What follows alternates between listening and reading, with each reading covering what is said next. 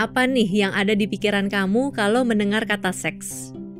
Yang pertama kali terlintas mungkin ya soal hubungan badan gitu ya. Terus abis itu mungkin lanjut ke hal-hal yang berbau pornografi.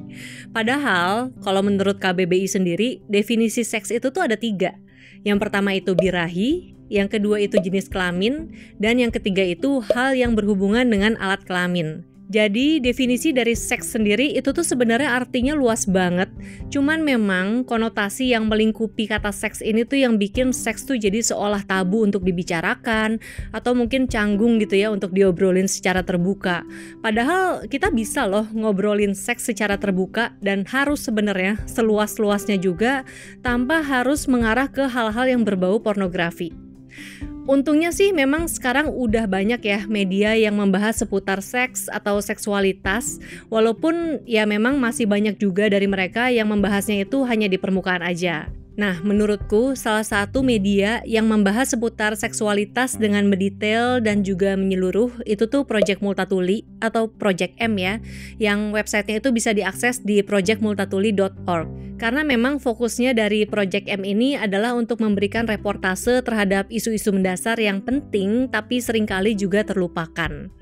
Terus aku juga udah sempet riset kecil-kecilan nih, dan ternyata ya dari dulu sih sebenarnya sampai sekarang juga udah ada nih buku-buku yang membahas seputar seksualitas, baik itu buku fiksi maupun non-fiksi.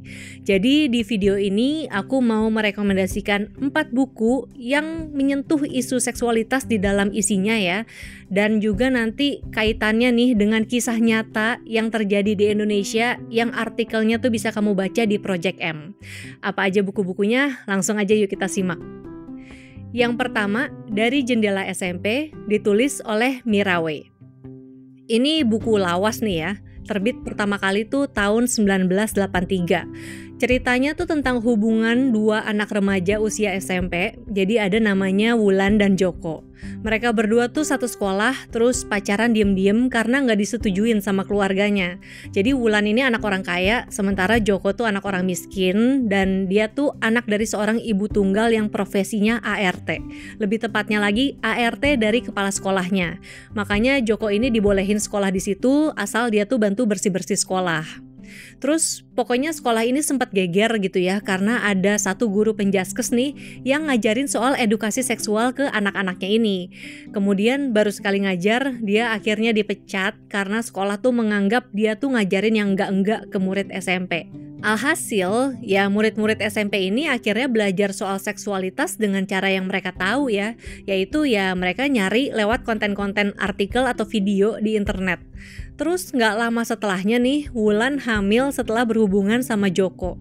Dan di saat yang sama, Joko ini juga mempunyai masalah personal ya, jadi dia tuh semacam merindukan sosok ayah. Dan akhirnya dia juga menemukan siapa ayahnya yang sebenarnya dengan cara yang nggak ngenakin banget. Nah, cerita di dalam buku ini tuh mirip banget sama artikel di Project M yang ini nih. Jadi di artikel ini disebutin ada narasumber namanya Email, ini bukan nama sebenarnya ya. Waktu umur 9 tahun, Email ini pertama kali belajar soal seksualitas lewat majalah dewasa milik ayahnya.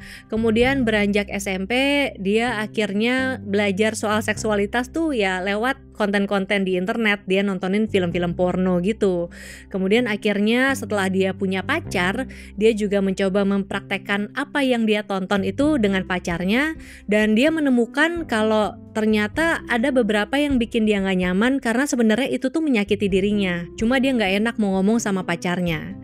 Jadi minimnya edukasi seksual di kalangan anak remaja sebenarnya bikin mereka nyoba-nyoba aktivitas seksual tuh berdasarkan yang mereka tonton dari film porno.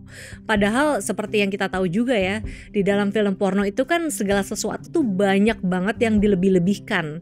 Terus juga film porno sendiri seringkali menggambarkan dominasi laki-laki terhadap perempuan, atau juga seringkali membuat perempuan itu tuh seperti menjadi objek atau permainan.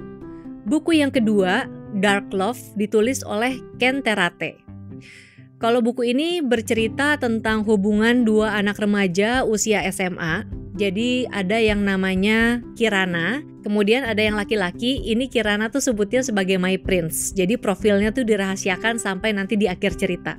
Kirana sama My Prince ini tuh sebenarnya teman satu geng. Jadi isi segengnya ada beberapa orang gitu. Dan mereka tuh pacaran diem-diem karena nggak mau ketahuan sama teman segengnya itu. Nah pokoknya dari awal ini diceritakan Kirana itu hamil, tapi dia tuh berusaha menyembunyikan kehamilannya sampai akhirnya ketahuan juga. Ketahuan pertama sama gurunya, kemudian akhirnya teman-teman segengnya itu si My Prince sih udah tahu dari awal ya. Terus akhirnya ketahuan sama orang tuanya, keluarganya, dan ya orang-orang di sekelilingnya lah setelah itu. Nah jadi di buku ini tuh digambarin gimana Kirana ini tuh berhadapan dengan proses kehamilan, terus juga gimana dia menghadapi pandangan dari orang-orang di sekelilingnya. Mulai dari cemoohan hina orang-orang, terus juga dari pandangan teman-teman sahabatnya satu geng ini, terus juga pandangan orang tuanya ya, karena Kirana ini sebenarnya murid yang berprestasi dan pinter gitu. Jadi orang tuanya tuh yang tadinya bangga banget sama dia sampai akhirnya kecewa. Terus juga akhirnya Kirana ini dikeluarin dari sekolah menjelang ujian nasional dan dia terpaksa harus pindah sekolah. Cerita di buku ini tuh mirip banget sama artikel di Project M yang ini. Kalau di artikel ini diceritain ada narasumber namanya Laras. Dia juga berusaha menyembunyikan kehamilannya sampai air ketubannya pecah. Waktu itu dia ngerasa ini kayaknya udah waktunya melahirkan, jadi dia terpaksa lapor ke tantenya, kemudian ke ayahnya, terus juga ke neneknya, dan ya dia dimaki-maki sama mereka. Laras ini sebenarnya berusaha menyembunyikan kehamilan karena dia tuh masih pengen terusin sekolah, terus juga masih pengen lanjut kuliah. Tapi sekolahnya sendiri akhirnya nggak mau menerima itu dan Laras dikeluarkan dari sekolah. Kemudian dia terpaksa pindah sekolah dan juga akhirnya dapat bullying ya dari teman-teman di sekolah barunya. Di artikelnya juga disebutin kalau sekolah tuh seringkali menganggap kehamilan yang tidak diinginkan tuh sebagai bentuk kenakalan remaja. Padahal itu tuh juga akibat dari minimnya edukasi seksual di kalangan anak remaja. Dan sebenarnya sekolah tuh bisa aja loh, nggak harus mengeluarkan anaknya atau memaksa mereka untuk mengundurkan diri. Jadi ada solusi lain juga, misalnya kayak ngasih cuti dulu untuk anaknya sampai dia melahirkan, kemudian dia bisa lanjut sekolah lagi, atau kalau misalnya udah menjelang ujian, ya dia bisa mengikuti pembelajaran jarak jauh ya untuk menghindari tekanan dari teman-teman di sekolahnya. Buku yang ketiga, Kitab Kawin, ditulis oleh Laksmi Pamuncak. Kalau buku ini merupakan kumpulan cerita pendek, isinya tuh ada pengalaman berbagai macam perempuan dengan latar belakang, usia, terus juga profesi yang beda-beda. Tapi ada satu cerita nih yang menurutku miris banget ceritanya, itu tuh yang judulnya Azul Maya. Di Azul Maya ini tuh diceritain ada seorang anak perempuan umur 15 tahun namanya Maya. Dia ini diperkosa berkali-kali sama bapaknya sendiri di rumahnya sendiri. Bapaknya ini akhirnya masuk penjara, terus Maya ini tinggal sama om dan tantenya gitu. Cuman bapaknya tuh mendapatkan keringanan hukuman ya, yang bikin ya pas baca tuh jadi geram aja gitu. Karena si bapak ini kan sebagai yang pemerkosa, ketika dia udah keluar, dia bisa melanjutkan lagi hidupnya dan mungkin dia bisa aja melakukan hal yang sama gitu ya, entah ke anaknya lagi atau ke orang lain. Dan sementara si Maya sebagai yang diperkosa, ya setelah dia mengalami pengalaman pahit itu, tentu saja hidupnya tuh gak akan lagi sama. Nah, cerita di buku ini tuh juga mirip banget sama artikel di Project M yang ini. Di artikel ini diceritain ada tokoh namanya Melati. Dia ini baru berumur 12 tahun, kemudian dia diperkosa oleh tetangganya sendiri, bapak-bapak umur 56 tahun sebanyak 3 kali. Terus bapak-bapaknya ini ngancem ya, kalau Melati ngelaporin ke orang tuanya, dia bakalan ditembak pakai senapan burung. Tapi karena Melati ini ngerasa vaginanya sakit, akhirnya dia memberanikan diri untuk lapor ke orang tuanya, kemudian sama orang tuanya dibawa ke pemeriksaan medis gitu ya, dan ternyata dia hamil. Belum berhenti sampai di situ, akhirnya orang tuanya ini kan lapor ke kepolisian ya. Cuman salah satu polisi tuh ada yang gak setuju kalau Melati ngegugurin kandungannya. Padahal setelah konseling keluarga, solusi terbaik untuk Melati adalah aborsi karena dia baru umur 12 tahun gitu.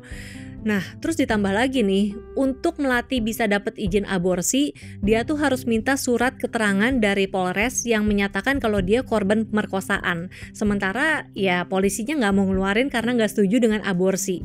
Padahal yang berwenang nih untuk ngasih izin aborsi atau enggak itu tuh bukan kepolisian, tapi tim uji kelayakan dari fasilitas kesehatan. Sementara fasilitas kesehatannya sebenarnya udah setuju, cuman akhirnya jadi terhambat. Nah, ini tuh nggak cuman bikin Melati tuh kehilangan otonomi atas tubuhnya, tapi ya dia juga jadi terpaksa menjalani kehamilan yang janinnya itu hasil pemerkosaan. Miris banget nggak sih? Buku yang keempat, Perempuan di Titik Nol, ditulis oleh Nawal El-Sadawi. Ini juga buku lawas ya, pertama kali terbit tahun 1973. Ceritanya itu tentang seorang perempuan remaja yang dia itu hidup di dalam keluarga penganut budaya patriarki. Orang tuanya miskin, tapi ayahnya itu diperlakukan bagaikan raja oleh istri dan anak-anaknya.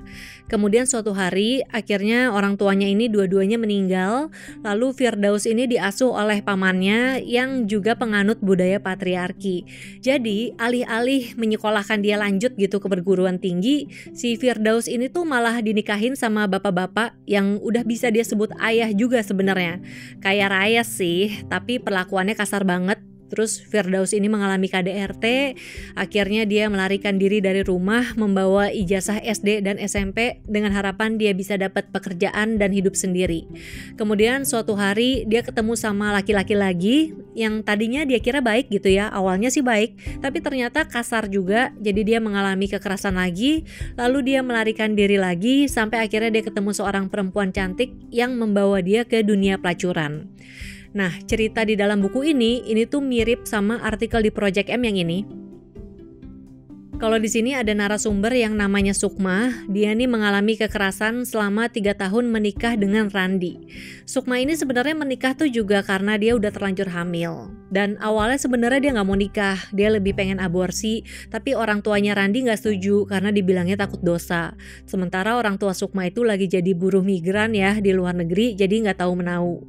Jadi akhirnya Sukma menikah di umur 16 tahun, Randi umur 19 tahun. Dan akhirnya setahun setelahnya itu Sukma melahirkan anak pertama, kemudian setahun setelahnya lagi Sukma melahirkan anak kembar, jadi dia punya 3 anak. Nah, selama menikah, Sukma ini dilarang-larang sama Randi. Dia nggak boleh bergaul sama teman-temannya. Terus dia nggak boleh terima tamu kalau nggak ada Randi di rumah. Padahal Randinya tuh keluyuran mulu. Dia pergi pagi, pulang malam, main sama teman-temannya dan nggak punya pekerjaan gitu ya. Kalau misalnya dikomplain, Randinya bisa marah, terus bahkan bisa sampai main tangan atau ya ngelempar benda-benda yang ada di rumahnya. Bahkan dia pernah ngelempar pisau. Terus Sukma juga akhirnya lebam-lebam dan dia akhirnya kabur dari rumah untuk pergi ke rumah orang tuanya dan mengurus proses perceraian. Di artikel ini disebutin kalau regulasi tuh awalnya menyebutkan usia pernikahan seseorang itu tuh laki-laki di umur 19 dan perempuan itu di umur 16. Tapi karena muda banget kan ya umur 16 tahun, akhirnya memang digugat dan regulasinya direvisi jadi usia pernikahan itu tuh laki-laki dan perempuan sama-sama di usia 19 tahun. Meskipun sih pada prakteknya kita juga mungkin udah tahu kalau masih banyak praktek pernikahan anak di bawah umur yang mungkin tidak tercatat juga gitu ya. Dan sebenarnya risiko dari pernikahan anak ini ya kekerasan dalam rumah tangga itu tadi. Karena kalau laki-laki dan perempuannya sama-sama masih anak-anak, berarti kan bisa jadi mereka tuh belum siap secara fisik maupun mental ya. Dan itu tuh bisa memicu terjadinya kekerasan di salah satu pihak ataupun keduanya. Sementara kalau misalnya laki-lakinya jauh lebih tua, nah ya itu juga berarti kan bisa terjadi ketimpangan kuasa antara laki-laki dan perempuan dan juga bisa memicu terjadinya kekerasan. Jadi ada banyak banget nih informasi seputar edukasi seksual yang bisa kamu temukan di artikel-artikel di Project M ini. Yang tadi aku sampaikan tuh baru ringkasannya aja ya. Menurutku kamu harus baca sendiri artikelnya secara utuh biar kamu bisa dapetin informasi lengkapnya. Nanti kalau kamu mau baca, aku akan taruh link ke artikelnya di deskripsi video ini. Terus ada dari kamu mungkin yang juga punya rekomendasi nih buku-buku terkait seksualitas baik itu fiksi maupun non-fiksi dan mau dikasih tahu ke teman-teman, tulisin juga di kolom komen ya. Oke, sekian dulu video kali ini. Terima kasih sudah menonton. Kalau misalnya kamu suka dengan videonya, boleh di-like. Kalau nggak suka, di-dislike juga nggak apa-apa. Tapi kalau kamu merasa video ini bermanfaat, share videonya ke media sosial biar teman-teman yang lain juga bisa menonton. Dan terakhir, jangan lupa subscribe channel YouTube Potluck Podcast Kolektif. Tekan tombol lonceng notifikasi biar nggak ketinggalan kalau ada video baru. Follow juga di Instagram @potluckpodcast. Sampai jumpa lagi. Dah!